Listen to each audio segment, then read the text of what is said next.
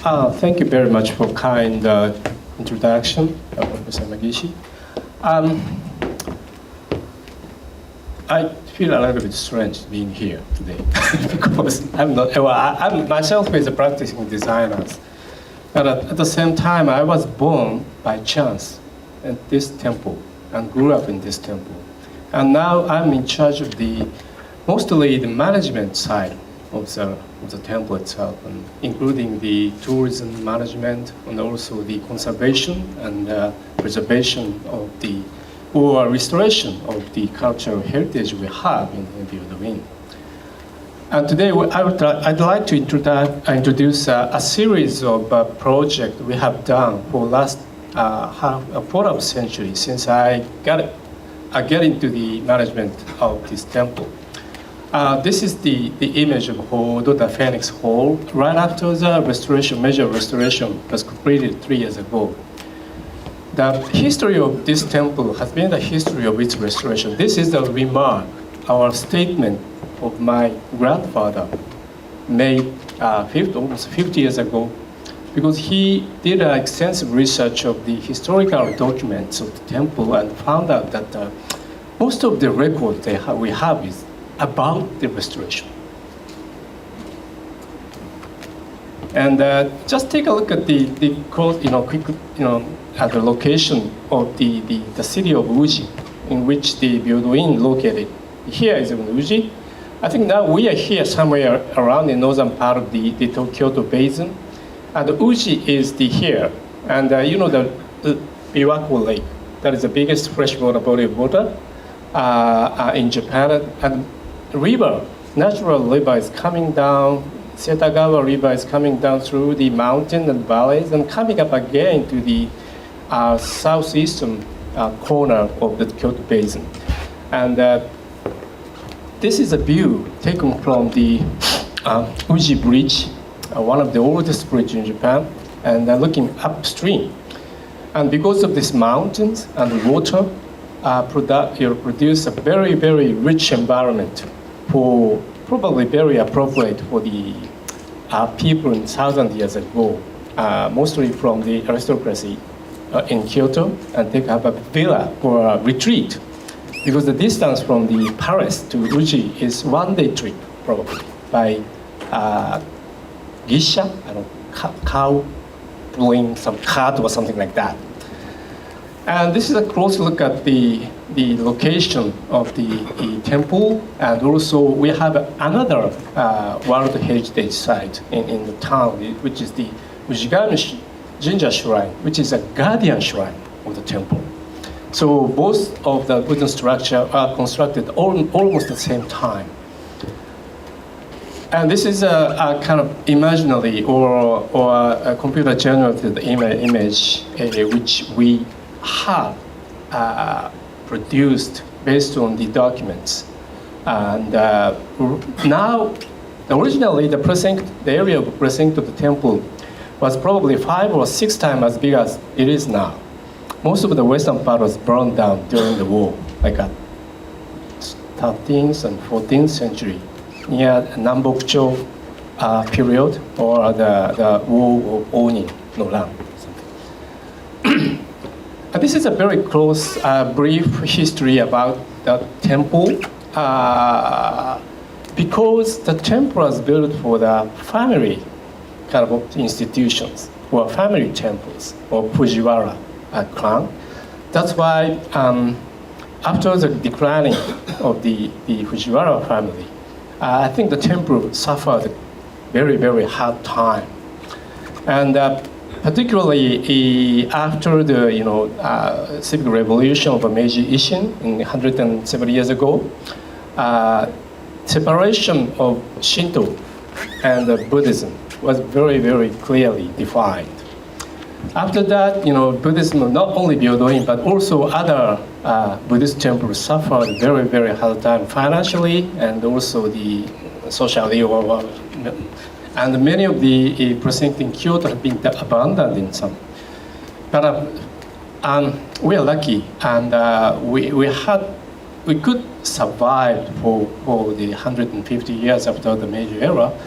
And after World Byodoin, we have changed the organizational structure completely from the past. And after that, my grandfather's generation tried to do many illustration and conservation works, mostly lined up in here, but I don't have enough time to go one by one. But anyway, after I started to join the most of the practice in the temple, we did a series of major works. I will introduce it one by one. First of all, before that, this is an image taken during the major restoration work between the 1950 to 1957. The main statue of the temple, that harbor, taken from the main street, main structures, and put on a raft. And yeah, this was really nice. But the condition was so bad right after the World War II. The corruption and the decay of the wooden structure, wooden parts, mostly at the edge of the eaves of the roof. And so that we had to dismantle the entire structure of the main hall of Phoenix Hall, and reassembled it with using the many new parts, but mostly using old parts, actually. And this is a view taken right after the major construction restoration work completed in 1957, which is the year I was born, actually. And this is a present time kind of overview of the entire precinct of the temple. There is a Phoenix Hall here. We have two sub-temples. So the Byodoin is composed of the two sub-temples. And each of these used to belong to different sects, which is very rare in Japan. And this is the organizational structure before, right after the World War II, before starting the major restoration work. As I said, the Byodoin itself is occupied by two different sects. One is the Jodo-shu, and the other is Tendai-shu. But probably this structure is not appropriate for the future protection of cultural heritage, because these branch temple will be controlled by the head temple or head organization of each sect. So that my grandfather's age, we decided to be independent and create the one solid, independent, organizational, or I would say religious corporation, so to speak, and being independent and controlling for ourselves for everything. But which means we will lose the solid resource of revenue. That's why we needed to turn the entire temple to be a completely or mostly tourism-oriented, to get a support from the general public. That's the things. And I would like to introduce a series of the works we have done since 1990s. The first one was the Pure Land Garden restoration works. Started in 1993 and completed 2002, which is the 950 years anniversary of the founding of the temple. So based on the extensive archaeological excavation and the surveys in and around the temple site, we did actually the excavation outside of the temple site. And it took us 7 years. The original form and the visual image of the Pure Land Garden has been revealed in some way. So the restoration works were conducted mostly on the shoreline of the island, representing the wave-washed beach along the pond on which Phoenix Hall has been set and floating. And this is the scene we did for the excavation research, and we found that the gravel, this size of the gravel lined up on along the ocean or the pond. And we did, based on that findings, we did restoration works using traditional techniques of the garden making. And this is the view after the completion of one. Actually, this image in the left-hand upper corner is the original, or before the restoration one. This is the after. So you can see the difference of the shoreline here. The pond of this temple or this garden represent the ocean, which separate pure land and real land, actually real world. So the shoreline has to be like a shoreline or beach-like sense. In the meantime, we had a very, very bad disturbance, landscape disturbance by high-rise housings right behind the temple's precinct. And it came out right after the temple was registered for the UNESCO's World Heritage Site. Probably, if it happened before that, that would be a problem, I'm sure. And meantime, we had a project to build a new temple museum called Shishukan. It was supposed to be the kind of memorial project to celebrate the 950 years of the founding. So anyway, in order to prepare appropriate environmental conditions for the protection and the exhibition of the cultural heritages, a new museum has built in the precinct of the temple, within the precinct of the temple. That's important. And according to the result of a visual analysis to avoid conflict with historical landscape, the entire architectural volume was set in the hillside of natural topography. And visitor circulation system enhances the visual experience, very connected from the outside garden experience and the inside of the museum experience could be connected directly and making one sequential experience. And this is the plan view again, new museum set here, and the high-rise building or high-rise housing could be seen in this direction. This is a model built right after the design development stage is being completed. Of course, myself worked on this. And we took advantage of the natural topography of Ujigawa's river terrace. The first step or first, the terrace of the river terrace, and put most of the architectural volume within the topography. And fortunately, the height difference from here to here is 7 meters, which is perfect to put one-story exhibition space of the museum. And this is the view of the construction of the subsurface space. And this is actually the museum located here, but you don't see much. And probably many people don't notice the entrance of and sometimes it's confusing. And this is the view of the entire structure. And this is Phoenix Hall. These are the guys disturbing the historical landscape. And some of the image from the interior space, or exhibition space. And we have a whole bunch of collection of the national treasure and the important cultural heritages. And also, we applied. At that time, I was not officially included in the organizational body of the temple. I was a designer of this museum. So the clients, which is my father actually at that time, the temple's intention was not to copy the historical form of architecture, but also, but not that, but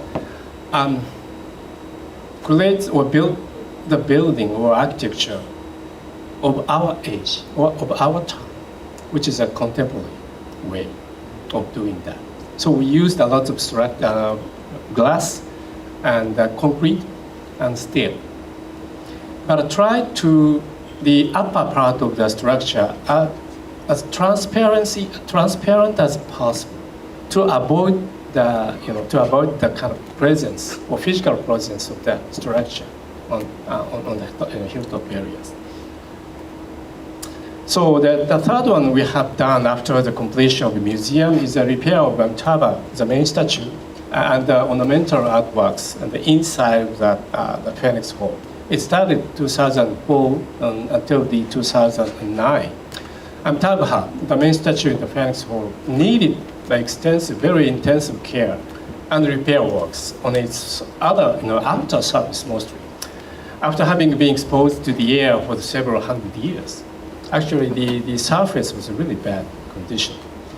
And the other statues and the ornamental artworks also to be repaired, including the 52 saints on cloud, and fine open work of the umbrella or canopy of the statue of the Amitabha, and on the ceiling, also the podium with lotus flower petal and the halo. It's a backdrop of the statue of Amitabha. And also we did a three-dimensional scanning of artworks and provided a series of digital data for modeling and rendering, which makes visual simulation and visual reality creation possible. And this is the view of the inside of the Phoenix Hall or before the repairs. Actually, the gold leaf or gold coat is really bad condition. And this is a kind of scene taking the flower petal on the podium of the statue. It's also carved out from the wood. And this time, we didn't use any raft. And we bring the statue out of the halls and just slide it on the stage, construction stage in front of the Phoenix Hall. And this is the view when they are doing repair works on surface of the statue of the Amitabha. Actually, we found that there are several layers of gold leaf attached to the statue. But the original one was the best in terms of the quality. And so that we decided to leave the original leaf and repair and replace the bad or not good leaves with the new leaves. And we did a 3D scanning of the entire statue, and this is an image. Which means probably it's easy to recreate the statue with three-dimensional printer. I think quite easy. And also, this is a repair work of some vertical piece of ceiling or canopy, which is put on above the statue of Amitabha. And this is we have 52 saints on clouds surrounding the main statue inside of the Phoenix Hall. This is the south number 24. We did the 3D scanning also for everything, of 52. And we did remodeling. And fortunately, this number 24 north has lost the right arm. And we don't know how it was.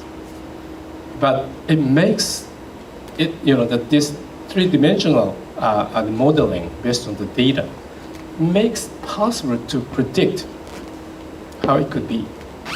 And this is the kind of one of the assumption. And because we found that the one saint having an arrow and bow and arrows on the painting, or the wall painting of the fence, so probably that would be the one thing. And the sculptors predicted that would be the quite, accurate predictions. Also, we did the several modeling of the out of 5. Actually, we did a 7 out of 52 for this modeling, and also the rendering to create the actual image, original images. And also we did the visual simulation of the original colors and the decoration on the inside of the Phoenix Hall. And this is a real photograph of the hollows and the canopy. And this is a computer simulated or generated images based on the research we have done. And some podium areas, they used a lot of shellfishes for the ornament. We call it raden in Japanese. And we have been, at the same time, we have been still doing the repair and conservation of the door and the wall painting, the inside of the Phoenix Hall.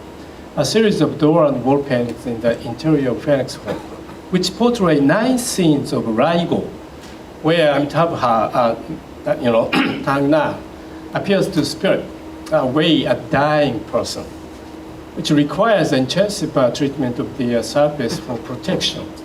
Also, the original 4 pairs of door painting were replaced by the reproductions of our replica and moved to storage for the museum for safer protection. This is seen when the craftsman is doing repair works and some mostly protection the surface of the paintings, which is very fragile. And this is a replica and reproduction based on some optical analysis of the surface of the paintings. And also during the repair works of the main statue, the area was all vacant, which means we could see the door painting or wall painting right behind the statue. And we did the research and survey of in detail. Otherwise, it's impossible because there is only the 30 centimeter space between the house and the back wall. And lastly, we did the restoration of the main structures, the Hodo or Phoenix Hall, started in 2012 and lasted 36 months. Major restoration works for Phoenix Hall included wooden works of overall structures, architectural structures, and coating its surface with original painting materials. A replacement of roofing tiles by those of the original design, and some repair works for the metal ornaments too. The original color and its primary ingredient of the painting material of the surface on the entire wooden structure were identified through the chemical, not really the chemical, mostly the optical analysis of the residue or found on the original roofing tile and wooden parts. This is a view of the Phoenix Hall, but before the restoration work started in fall of 2012. And construction stage is quite delicate, quite difficult because most of the area designated to the World Cultural Heritage, and it's not allowed to us to destroy that by putting a concrete base or concrete footing. That's why this light structure using a timber is the only way to set the construction stage around. And this is a view before the roof and sheet are put on, just like a cage, wooden cage. So Phoenix means Phoenix, bird. So we call that Phoenix or birding cage. And after putting a roof and the sheet, the entire image disappears.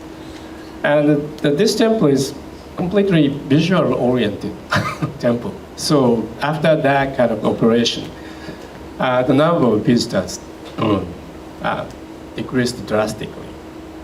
Usually before that, we have like around 1 million annual visitors on temple.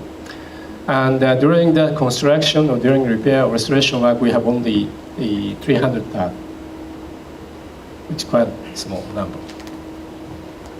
And the process of removing old roofing tile and some wooden base behind or under the roofing tile. And we found a lot of many places, many parts of the roof with really very bad conditions, even after the 50 years of the last restoration work. And some works to complete the base structure, base surface of the roof. And other very bad conditions parts will be replaced by the new small, this is called sawara. I don't know the English name is. It's a some type of Japanese cypress, very thin seed. Stacking, making many layers for the protection of the structure beneath. And this time we didn't dismantle the entire structure, so that we did a kind of a correction of the surface, or 3D surface of the roof, by putting this type of the timbers and adjusting very subtly the surface continuities. And also the painting of the wooden structure surface is also very, very important tasks for this time project. And after removing the old painting or painted material from the surface, that's quite important. And also plaster works on the wall.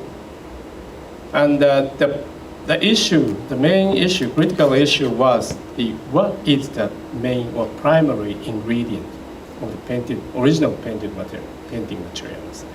And we did the very intensive research on the residual remains, particularly this original roofing type.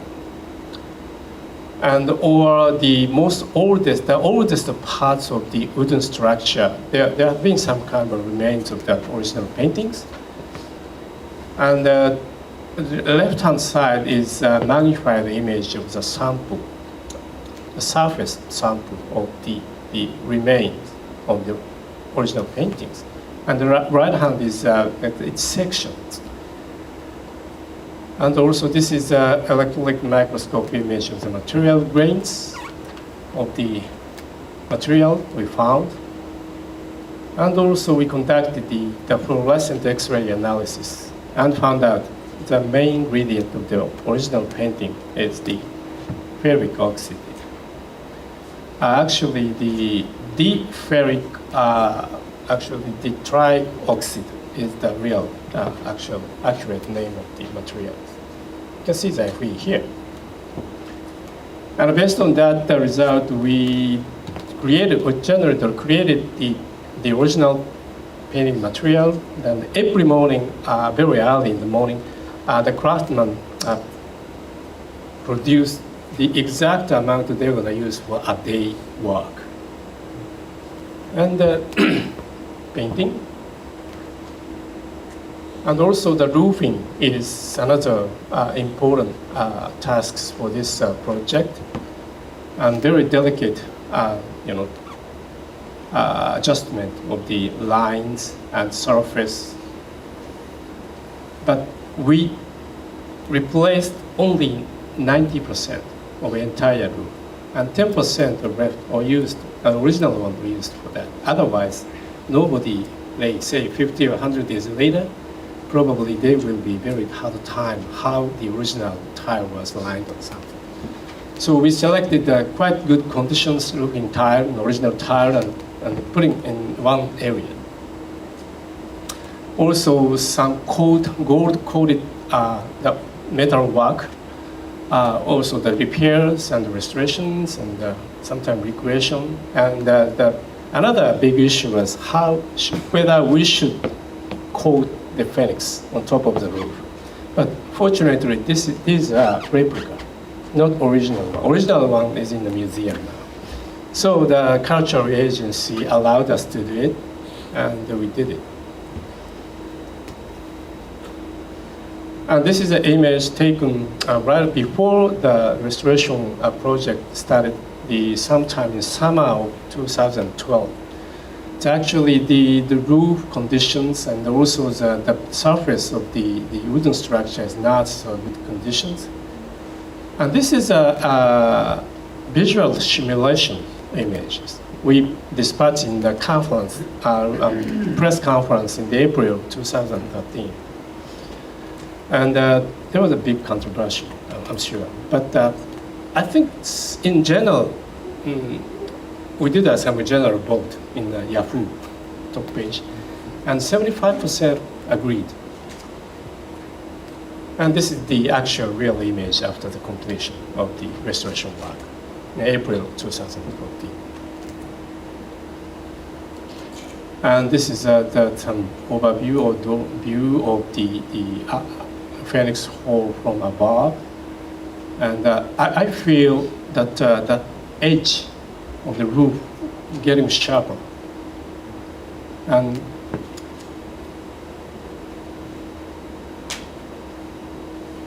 using that painting material, it's when you see that in the daytime, like afternoon, having a sun on behind, it looks like a very brownish red. But early in the morning, the sunlight hit at very low angle on the surface or facade. It turned to be a very bright orange color. That kind of change of the color, even though in the same material or same color, because of the natural light effect all day long, probably that will be the kind of scenery that the people in 1,000 years ago actually wants to observe, I would say. And I think compared with the contemporary human being, or just like us, with using a lot of artificial light, the people at that time had more sensitive to that subtle change of light conditions, I'm sure, season to season. And this is the changes the number of visitors since 2001, which is the 21st century. We started like 800,000, no, actually 800,000. Before that, just almost the same number we had. It continues until the year of 2008, which is the tale of Genji, the millennium time. Because the Uji is very famous for Uji is the stage for the last 10 chapter of Tale of Genji. So we have lots of visitors, and that time almost reaching 1.2 million. And we have a great earthquake Japan, or the east, Japan earthquake here, but the number didn't decrease. But during the restoration of Phoenix Hall, it drastically dropped like this. But during that time, we did kind of a public relation, information dispatch, and also the promotion of the new structures using a lot of communication medias, and high up the 1.7 million at the time of 2014, and declining gradually, but probably this year it's going like 1.6 again. We have a lot. But I'm not saying this is unquestionably good. I don't think, because if we have too many visitors in the garden or in the precinct, it will disturb the atmosphere. Most people want to experience it. So it's really difficult to control. And but on the other hand, we tried to have visitors not so many at one time. Hopefully, all day around, we like to almost the same number of visitors, which will be pretty nice to have. So we do lots of display of attractions, mostly flower and red leaves. Or we do some special night visit. Actually, a week ago, we ended the special night visit for open to public, 9 days only. I don't know, we don't know yet which will repeat that next fall or not. And museum shops, souvenir, but it is not the souvenir, but also the memorable items or the things which connect you and temple. We call that in Japanese kechien. That's quite important things. Of course, it really helps, the financially actually.